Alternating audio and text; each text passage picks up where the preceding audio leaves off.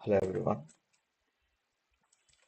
anyone watching this stream afterwards or anyone attending this live now.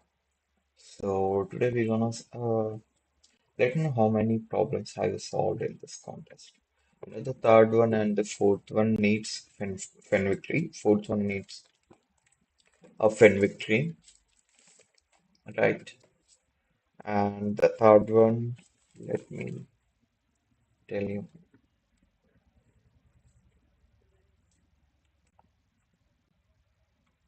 the third one is quite more like, I thought of a binary search but isn't working, right? So let me know if you have solved it right. So we're gonna start with the first problem itself. And I know we couldn't do it better in this contest, right? So anywhere in the middle, if you have any doubts, you can ask me there itself. You can just post it in the live chat and I'll reply you instantly. So let me know how many problems have you solved and are you okay with the C++, right?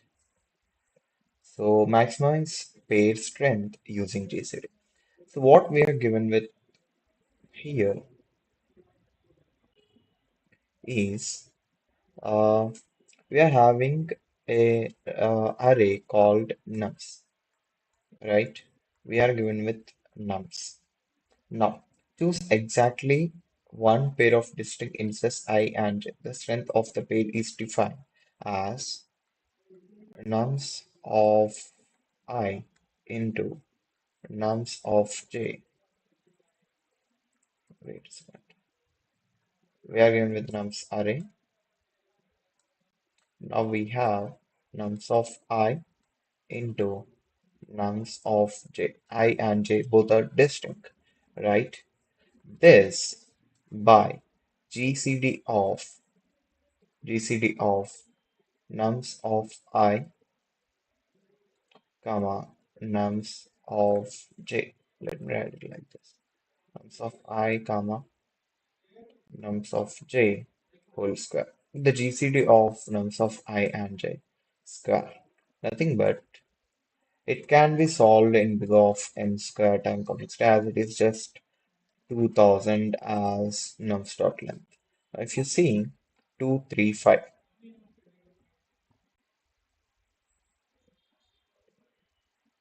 235, right?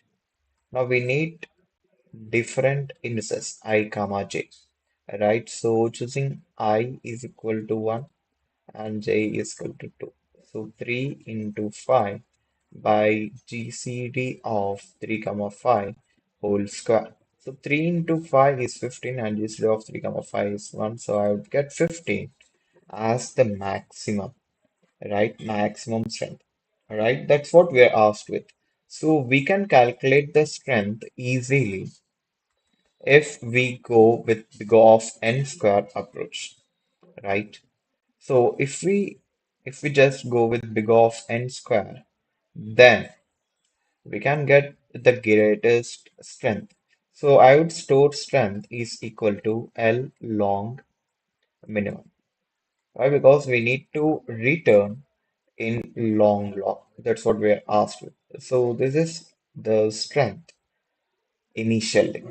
Now for I is equal to 0, I is less than n, I plus plus. Now for j is equal to I plus 1, j is less than n, j plus plus. We have nums of I into nums of j and GCD of nums of I, nums of j. What I would do is long g is equal to GCD of nums of I, comma nums of j, right? Now I'm taking this separately, this GCD. Now nums of I into nums of j. I will take long current as 1 LL into nums of I into nums of j. Now, this I would divide with G into G. That's it, right? Long current is equal to nums of I into nums of, that's what I'm doing. Now, I would just compare strength is equal to max of strength, comma, current, right? So, at the last, just return the strength, the maximum strength which we have. That's what I wrote here in the code. If you see, we would take the GCD of nums of I, nums of j. Here I'm using answer instead of strength, the current strength. You can just change the variable names, it's okay. But the whole concept is the same thing. This is our first problem. Let's go to the next problem. Count sublays with even odd ratio. If you see, the first part is why 1LL was multiplied. That's a good question. Sai I Sai Aishwarya. Okay. So that's a good question actually. Why we are multiplying it with one long log? If you see here, we are taking long for strength, the current strength. Now, this is in the data type of long log. Now, if you see, if I just do nums of I into nums of j, the both of them are in integer, right? Integer, vector of int nums, and we are dividing it with g into g. These are in long. If I don't do 1LL into nums of I into nums of j, then just removing this nums of I, one long. If I don't multiply it with one long, then this is integer, right? This would be in the range of integer, and g into g is in long, right? This would give me a runtime error. I'll tell you, I'll tell you. I'm just removing one LL into, and I'm running. It might work for the example sample test cases, but if I submit it, I would get runtime error, as I said. So I hope, if you see, okay, signed integer overflow 46289 47069, right? So nums of I is something like 46289, nums of j is something like 47069. If you multiply these two, it would go out of range, out of integer range. So that's why to get it in the bounds of integer, sorry, long. That's why we are multiplying it with 1LL. 1LL is nothing but 1 into nums of I, nums of j. Nums of I into nums of j, right? So 1 would be integer. So instead, if I have 1LL, it should be like changing the whole into the long type. Long. That's it. I hope it's clear. Sai Aishwarya, right? If we don't multiply it, if you see here, they both are in integers, 46,000 and 47,000. But if you multiply these two, this nums of I is 46,000, nums of j is 47,000. If you multiply these two, this would go out of bounds, sorry, out of integer range, right? So that's why we are multiplying it with one long. Count subarrays with even odd ratio 1. This is the first problem. I'm making sure that I would make a series of advanced concepts in data structures and algorithms like Fenwick tree and something like segment tree. How would we use DP and all? Now, thanks. Right. Count summaries with even odd ratio.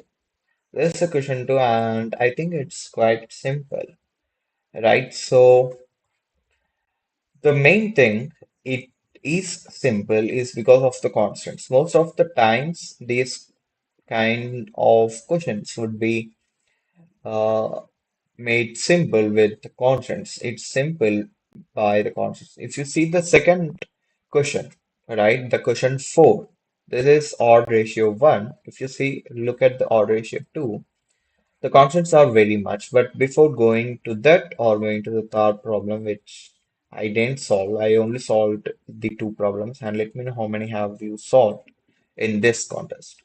How many problems did you solve? Okay. Now we are given with nums and we are given with two integers a and b for a subarray.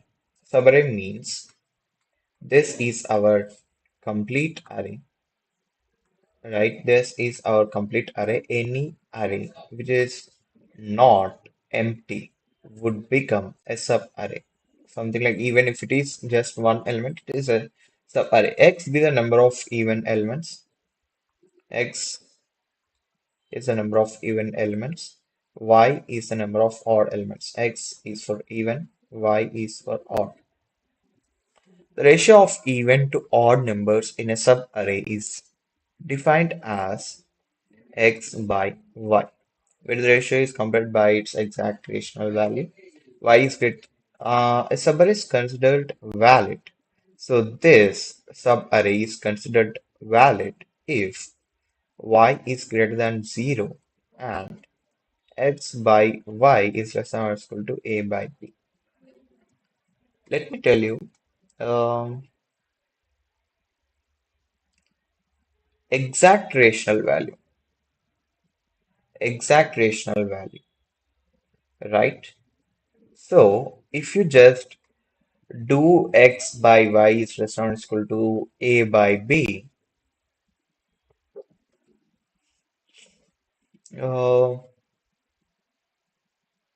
what I'm thinking is how do I tell you about why we would multiply x into b and a into y? So let me tell you one thing. If you just have it in float, right? Completed in it in float. Let me just do it. Let me try. So instead of doing it as x by y, so I'm converting this into float so that I'm hoping it would work. As they have asked us for the exact rational value. Okay, no, got wrong answer, right? So there is some error with using float, right? Let us see. Float of x by y and float of a by b.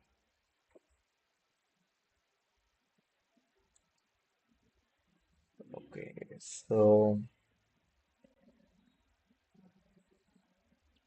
I think you got why we are using the big of n square, nothing but the for loop here, a nested loop here for getting the sub array. This is the classic thing.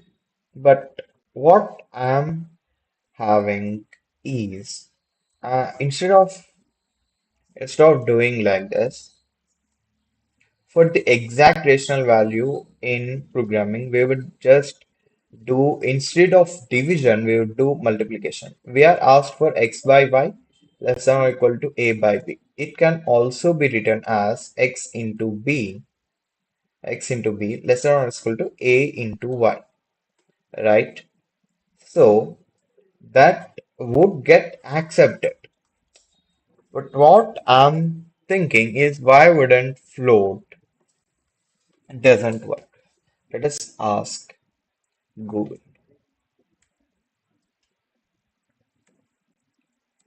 Why why doesn't work same as x into b less than or equal to a into y.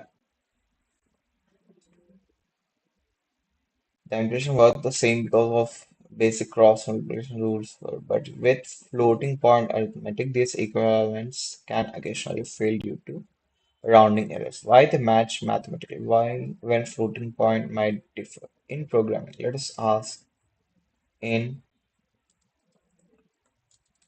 programming. Oh, similar because it is the algebraic segment. No, but then why we are getting a wrong answer? Let us ask what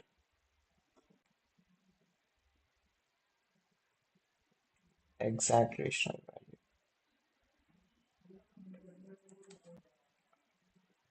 X, Y, Y will not give exact rational value in coding.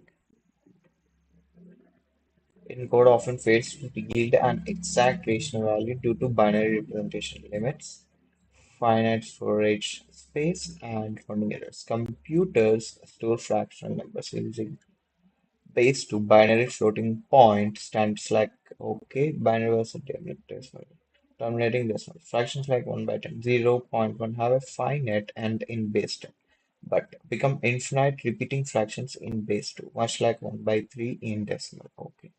Storage truncation because a float or double has a fixed number of bits, 53 bits for a fraction in a double. The computer must cut off repeating binary fractions, introducing a tiny error. Okay. Division and rounding in exact fits. The exact mathematical result of x, y frequently falls between two representable floating point values. The system automatically rounds for the closest available bucket. Accumulative subsequent math operations compound these microscopic rounding differences, making exact equality checks like equal to unreliable. Okay. Or programming in C++.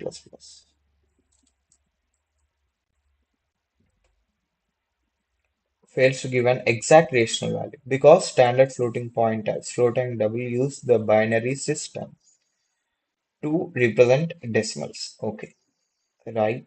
Just as cannot be written exactly in our base 10 system. No, excuse me. Causing a tiny rounding error. Imagine dollars is equal to 10, cents is equal to dollars into 100. Split is equal to cents by 3. That is right.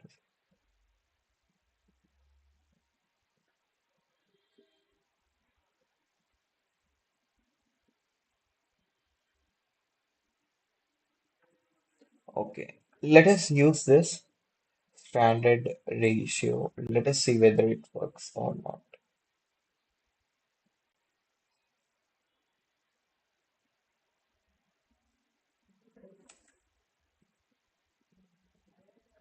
X comma y,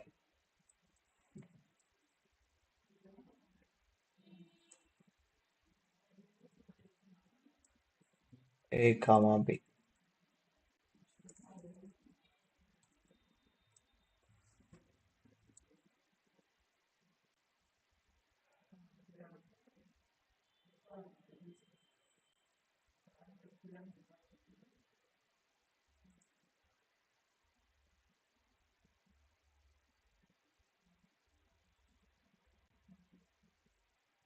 No, we didn't get it. So instead of having it like that, we can just do if. x into b is less than or equal to a into y.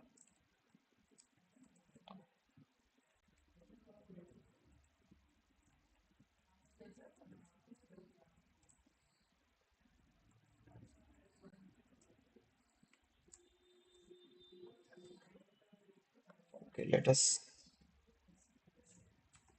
yes.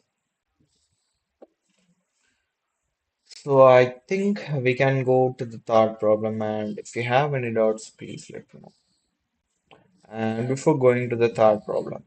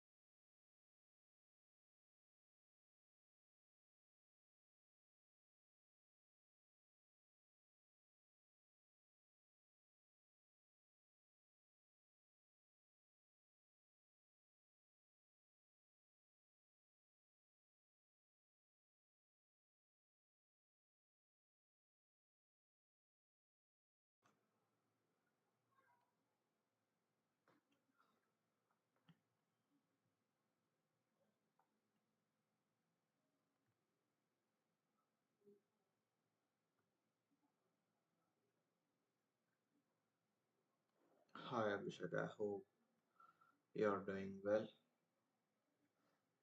Let me tell you one thing. As I have already advised, that we can also use x into b minus y into a. So I have used the same thing, Abhishek, right? Instead, I just uh, I just wrote the code like this: x into b is less than or equal to a into y. I hope it's clear for you.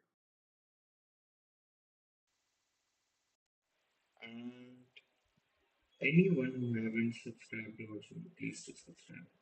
Our target for this live stream would be 1,100. We are just 20 subscribers away, right? To hit our target.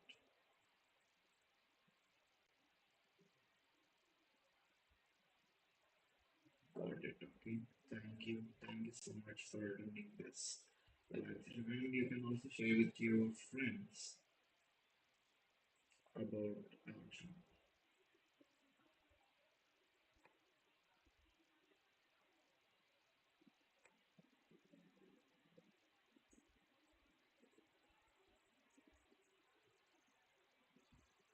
Let me know how many of you have solved the third problem. Alright, the third problem.